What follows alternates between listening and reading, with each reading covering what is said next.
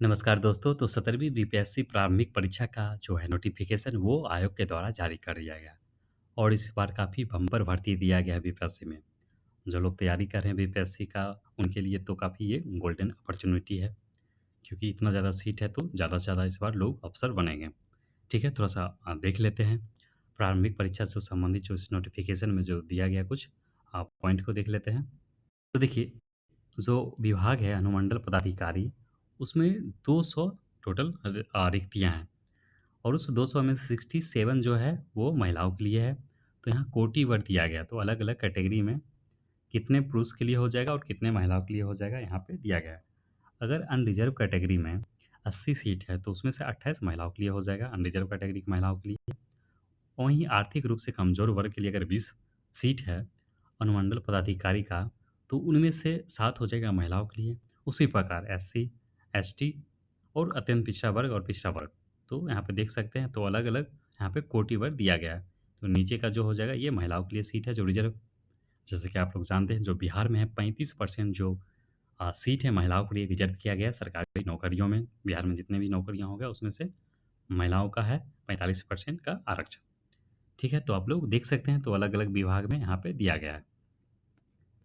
Total कितने post हो जाएगा इस बार? तो 1945 पोस्ट है बीपीएससी में और 12 जो पोस्ट जो दिया गया है वो किसमें दिया गया है? ये दिया गया है आपका सीडीपीओ में दिया गया है, बाल विकास परियोजना पदाधिकारी में। तो यहाँ देख लेते हैं 1945 है और 609 जो है पोस्ट वो उसमें से महिलाओं का है।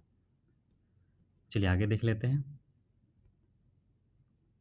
और इसमें क्या है, तो ये जो सीट है वो बढ़ाया भी जा सकता है, घटाया भी जा सकता है। हालाँकि ज़्यादातर क्या होता है, प्रारंभिक परीक्षा से पहले इसमें सीट बढ़ने का ज़्यादा संभावना रहता है।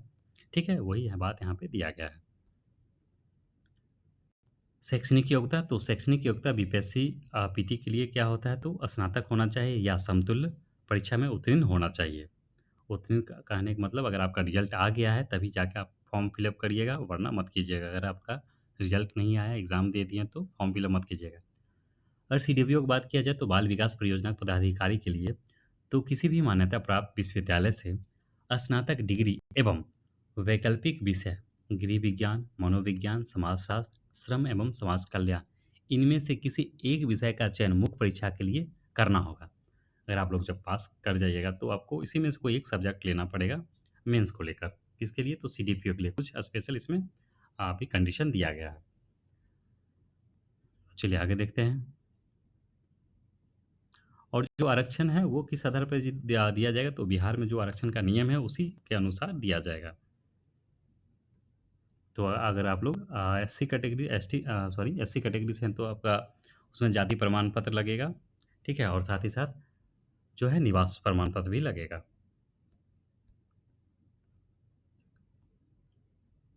आरक्षण कोटि निम्नवत, तो यहाँ देखिए जो आरक्षण कोटि का यहाँ पे कोड दिया गया है, कोटि कोड। जब फॉर्म फिलअप कीजिएगा तो आपको काफ़ी ध्यान से अपने अपने जो है कैटेगरी वाइज कोड को फिलअप करना होगा, नहीं तो अगर गलती से कुछ भर दीजिएगा, जो कोड भरिएगा उसी के अनुसार आपको एग्ज़ाम वगैरह पास आउट करना पड़ेगा। सारा प्रोसेस आपको उसी कैटेगरी के अनुसार फिर हो जाएगा। इसलिए जब फॉर्म भरते समय काफ़ी ध्यान से फॉर्म भरिएगा। उम्र सीमा देख ले तो उम्र सीमा इसमें जो दिया गया है एज लिमिट, वो 1 अगस्त 2024 को न्यूनतम आयु है 20, 21 और 22 होना चाहिए। अर्थात अलग-अलग कोटि में अर्थात जो विभाग था उसमें अलग-अलग न्यूनतम आयु दिया गया था, कहीं पे 20 था, कहीं 21 था, जो ज़्यादातर जो है वो 21 से 22 वर्ष है।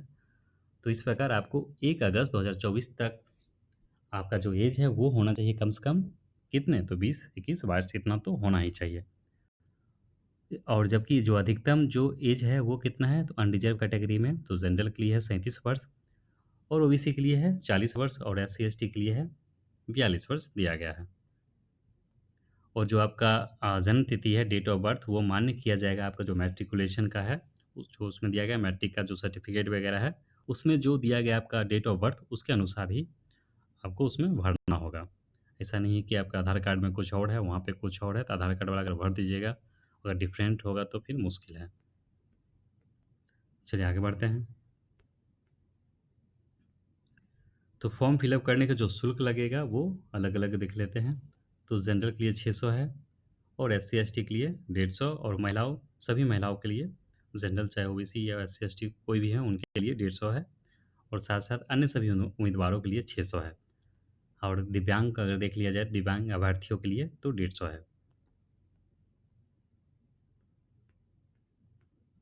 चलिए, तो प्रारंभिक परीक्षा होता है पहले, तो प्रारंभिक परीक्षा जब आप लोग पास कर लीजिएगा, फिर आप लोग मेंस का फॉर्म फिल अप कीजिएगा, तो उसके लिए फिर अलग नोटिफ़िकेशन निकलता है। और जो प्रारंभिक परीक्षा है वो उसका उसमें क्या होता है तो नेगेटिव मार्क का प्रावधान किया गया है। पिछले 2 वर्षों से ये प्रावधान कर दिया गया 68 से ही लागू किया गया था प्रारंभिक जो नेगेटिव मार्क है वो लाया गया था।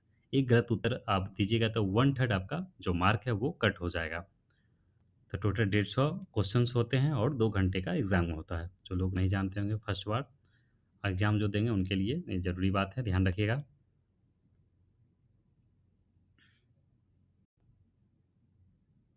चलिए प्रारंभिक परीक्षा जाँच परीक्षा होगी जिसके आधार पर मुख्य परीक्षा हेतु उम्मीदवार का चयन किया जाएगा।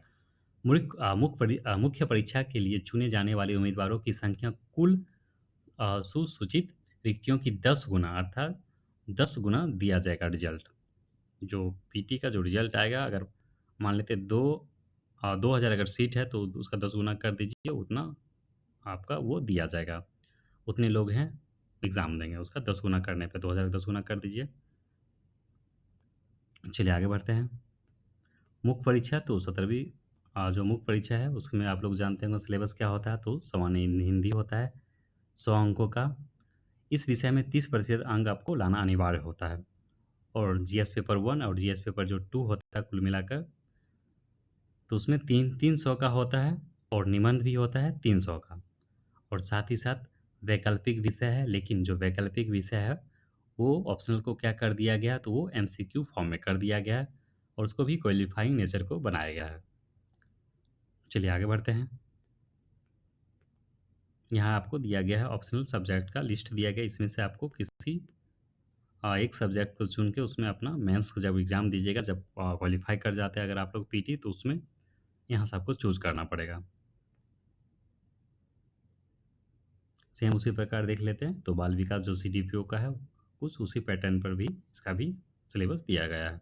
लेकिन इसमें क्या है खास तो गृह विज्ञान, मनोविज्ञान, समाजशास्त्र, श्रम एवं समाज कल्याण आपको इनमें से किसी एक का है वैकल्पिक विषय लेना होगा, इनमें से किसी एक को लेना होगा अपने मेंस के परीक्षा में। चलिए जब मेंस आप लोग पास कर लीजिएगा तो फिर जाकर आपका इंटरव्यू हो जाएगा जो कि 120 मार्क होता है।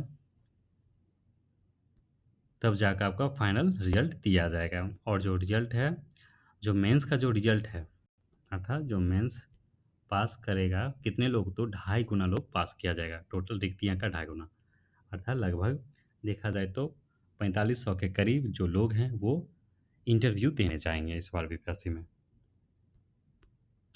चलिए यही कुछ महत्वपूर्ण पॉइंट वगैरह था इसमें, बाकी तो कुछ ख़ास नहीं है, आप लोग इसे पढ़ लीजिएगा। दूसरा क्या है फॉर्म फिलअप कब से किया जा रहा है, एक महत्वपूर्ण पॉइंट तो देखिए 28 सितंबर से फॉर्म फिलअप किया जाएगा और कब तक है तो 18 अक्टूबर, ठीक है? 18 अक्टूबर इसका लास्ट डेट है फॉर्म फिलअप करने का। हालाँकि आप लोग कोशिश कीजिए जो है अक्टूबर का फर्स्ट वीक में ही फॉर्म फिलअप कर दीजिए आराम से, ठीक है? फिर बाकी बीच में दुर्गा पूजा आ जाएगा, आप लोग वहाँ बिज़ी रहिएगा हो सकता है। हालाँकि पढ़ने वाले जो लोग होंगे, जो स्पेशली जो सीरियस कैंडिडेट होंगे, वो तो कोई दुर्गा पूजा वगैरह वो लोग नहीं मनाएँगे क्योंकि उनके लिए काफ़ी कम समय है, लगभग 40 दिन के आस-पास जो समय है, उनको अभी ध्यान से पढ़ाई करना होगा, 40 से 50 दिन जो भी है।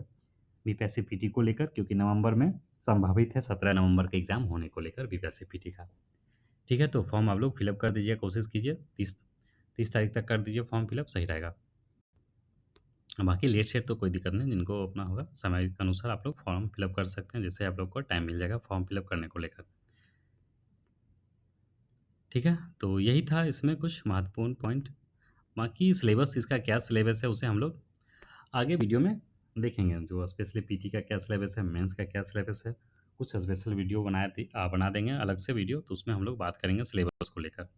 ठीक है दोस्तों, तो मिलते हैं हम लोग अगले वीडियो में। अगर आप लोग इस चैनल पर नए हैं तो ज़रूर सब्सक्राइब कर लीजिएगा और ख़ासकर बीपीएससी या बिहार से संबंधित जो भी होता है एग्ज़ाम, तो मेरे आपको चैनल पे मिल जाएगा, उससे संबंधित कंटेंट वगैरह आप लोग ज़रूर देखिए और फ़ायदा लीजिए।